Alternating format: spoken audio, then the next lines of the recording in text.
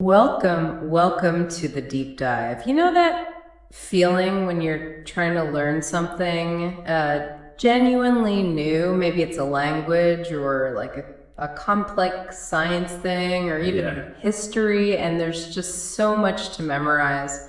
It can feel, well, pretty overwhelming. It really can. That struggle with information overload and just wanting to learn effectively, that's universal. Totally. Well, today we've got a really fascinating set of sources that tackle this exact problem, specifically looking through the lens of learning Indonesian. And this deep dive, it's designed to give you some really actionable insights, not just for Indonesian actually, but for learning in general. Exactly. Our mission today is to pull out some clever memorization tips, demystify some practical Indonesian language concepts, and also take a journey into the cultural side of Indonesian education. We're looking at a few different angles, a language lesson, a bit of grammar, and that cultural context you mentioned. Should be insightful. Yeah, hopefully you'll have some aha moments. We found some surprising facts in there. Okay, let's dive right in. One source starts with a really relatable problem. There's this character, Donnie, struggling to memorize the periodic table elements. The classic chemistry challenge. Right, and his feeling is just too many, I think we can all relate to that feeling. But then Hannah, another character, offers this really neat solution. She says, it will be easier if you create rhymes for the elements acronyms, or even make words from the acronyms. And this is fascinating because it's not just a simple trick. It taps into how our brains actually prefer to remember things. How so? Well, turning abstract symbols like element acronyms into something concrete like a phrase or a story. You're engaging different parts of your memory. It's not just rote learning anymore. You're building connections. Exactly. You're creating associations, maybe even a mental picture. It makes the information much stickier than just repeating he, ne, ar, kr. Okay. And the source gives a great example for the noble gases: helium, neon, argon, krypton, xenon, radon. So he, ne, ar, kr, xcrn. Right.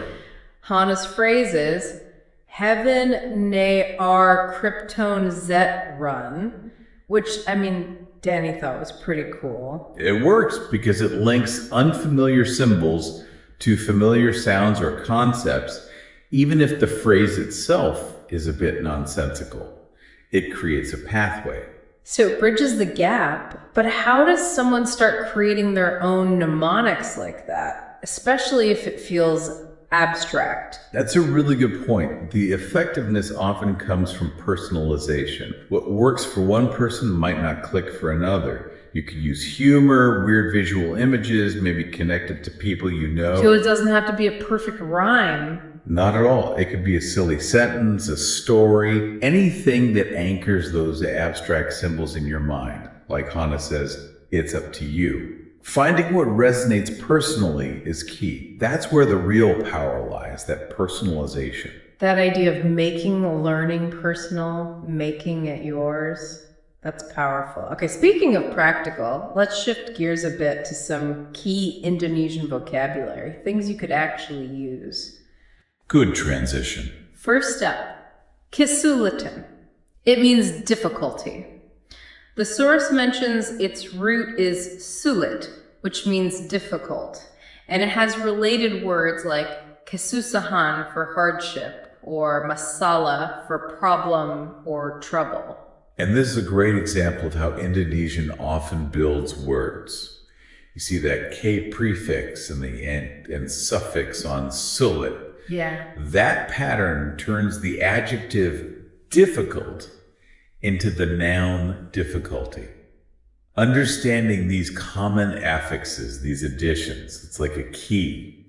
It helps you unlock the meaning of lots of other words too, because you start seeing the patterns. So it makes learning more efficient. You're not just learning isolated words. Precisely. It helps flatten that learning curve. Okay, and the source gives examples like masalah keuangan for a financial problem or kesulitan for an economical problem. But there's this one sentence that really stood out. Setelah mengalami beberapa kesulitan besar, dia akhirnya berhasil menjadi presiden. After facing some big problems, he finally succeeded in becoming president. Yeah. There's something quite impactful about how that's phrased. What gives it that weight? Well, part of it might be cultural. In Indonesia, like in many cultures, stories of overcoming adversity, of mengalami kesulitan, experiencing difficulty, are often really resonant, especially in leadership narratives. It emphasizes the journey, the perseverance. That adds another layer. Interesting. Okay, moving on. How about comparisons? Like saying something is easier. Ah, yes. Indonesian handles this very neatly. The source says you just use lebih mudah. Lebih means more, and mudah means easy. So more easy seems straightforward. It really is. That's a big advantage for learners. Many languages have complex changes. For comparative, think good, better, best, or adding Indonesian generally just uses this lebih plus adjective structure. So no irregular forms to memorize? Mostly not for this basic comparison. It's very consistent. That structure, modifier plus adjective, makes forming comparisons quite simple once you know the pattern. It shows the language's efficiency. That is efficient. So following that pattern, you get lebih mudah for younger, lebih pintar for smarter, lebih bijaksana for wiser.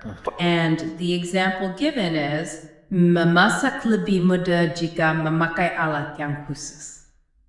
Cooking will be easier if you're using this special tool. Simple and clear. Okay, one more practical bit for now. Yang lain, which means the other. Useful phrase. Like, berikan contoh yang lain. Give me the other sample. Or gambar yang lain, the other picture. Pelajaran yang lain, the other lesson. Standard structure there. But then the source points out something interesting. Sometimes that word yang can just be dropped, like in orang lain for other person or judul lain for other title. Why does that happen? That's about linguistic economy, basically making things quicker. Yang acts like which or that in English, linking things.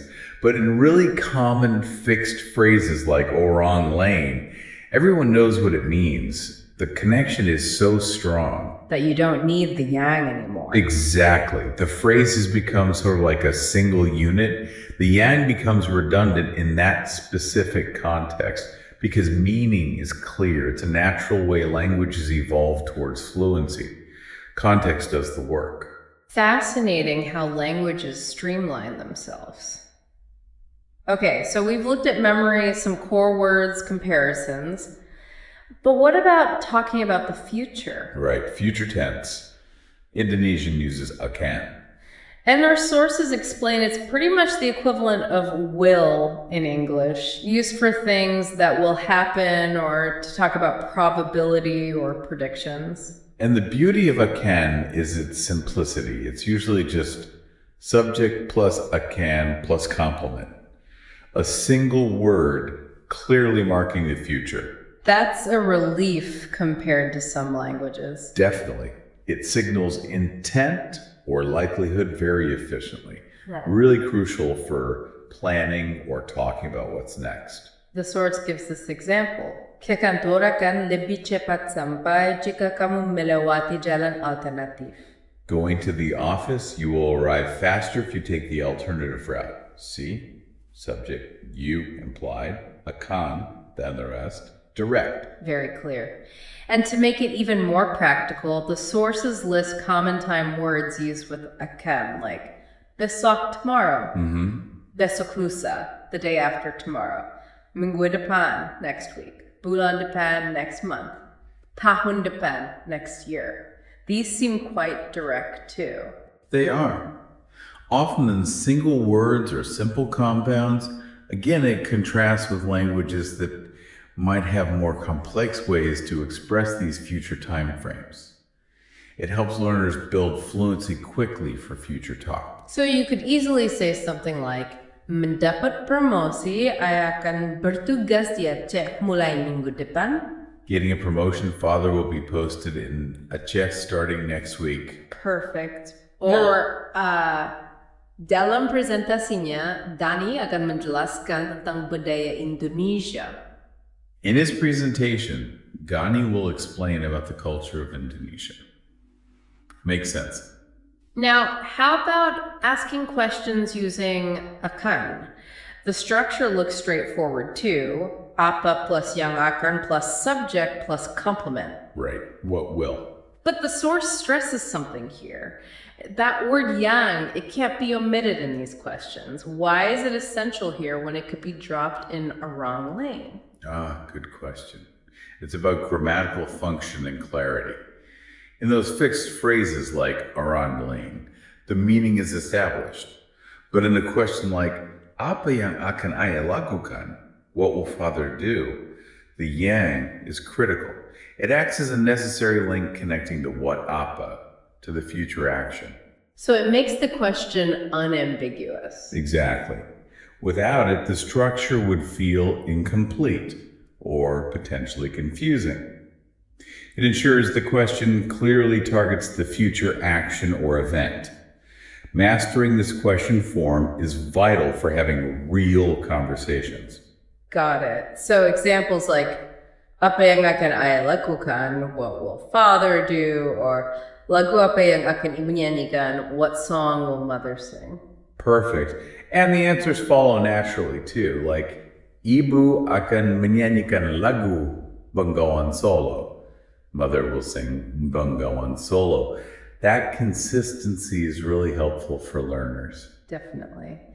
Okay, so we've dug into some language mechanics, but understanding a language fully, it also means understanding the culture, the context it lives in. Absolutely crucial. Language doesn't exist in a vacuum. So let's pivot now to schooling in Indonesia. Our sources tell us the education system is run centrally by the Ministry of Education and Culture. And that centralized structure is significant. It points to a national focus on education and the fact they've had compulsory 9-year schooling since 1994. That's a major national strategy. What's the impact of that? Well, it's aimed at boosting literacy, providing opportunities, and also building a sense of national unity across a very diverse country. It's foundational. Makes sense for such a vast archipelago. So Yeah. the structure itself. It starts with Sekolah Dasar, SD, elementary school, ages 7 to 12. Right. Then Sekolah Menengah Pertama, SMP, that's junior high, for 3 years. Okay. After that, students choose either 3 years of Sekolah Menengah Atas, SMA, senior high, or a vocational school, Sekolah Menengah Kejuruan, SMK. So a choice between academic and vocational tracks after junior high. Exactly, but then there's this really unique aspect. The pesantren. Yes, the Yeah. Islamic boarding school or pesantren. The source explains they have a special curriculum learning the Quran, Arabic, Sharia law, Muslim traditions, and culture. What does this tell us? It tells us a lot about Indonesia's identity. This blend of religious and, well, often secular education too, within the pesantren system. It reflects the national philosophy of unity and diversity. Pesantren are historically significant, often community centers, especially rurally. They're not just schools, they're key institutions. So they represent a kind of intertwining of faith and learning that's accepted, even central to part of the system. Very much so. It shows how religious education is often seen as integral to character development alongside academic learning in Indonesia. Understanding peasantry gives you a real insight into the country's pluralism. That's a deep connection. Okay, and after high school, higher education options exist: bachelor degrees or diplomas. Right, university level. And for public universities, there's a big step: the national entrance examination. It's competitive. Highly competitive, yes. And the sources note that public universities are generally seen as more competitive academically, plus they're heavily subsidized by the government, unlike many private ones. Which raises interesting points about access and meritocracy, doesn't it? This system, with competitive exams for subsidized public spots, it suggests a value placed on academic achievement and making quality education accessible. But it also creates intense pressure. Intense pressure, absolutely. It shapes students' paths from quite early on. It's a significant investment in national talent, but also highlights the competition for those valued university places. How do these different paths, public versus private, shape the country's future? That's a big question. Wow, what a journey we've taken. We started with a clever memory trick for chemistry. And saw the cognitive science behind it. Right. Then dug into some really practical Indonesian words and grammar, seeing how efficiently the language works. Like with lebih for comparisons and Akan for the future. And finally, we got this glimpse into the Indonesian education system, seeing its structure and that unique cultural element of the peasantry. It really underscores the idea that learning isn't just about facts. It's finding smart ways to remember, understanding the structure, and appreciating the cultural context. Exactly. Hopefully this deep dive has given you some valuable tools, maybe some new perspectives, whether you're actually learning Indonesian or just tackling any kind of learning challenge. As we've seen, language is so much more than words on a page. It's really a window into how a culture thinks, learns, remembers. So perhaps the question to leave you with is, what new connections between language and culture will you look for in your next learning adventure? A great thought to end on. Thanks for joining us for this deep dive. Thank you for watching this video. Hopefully useful. Don't forget to like and subscribe.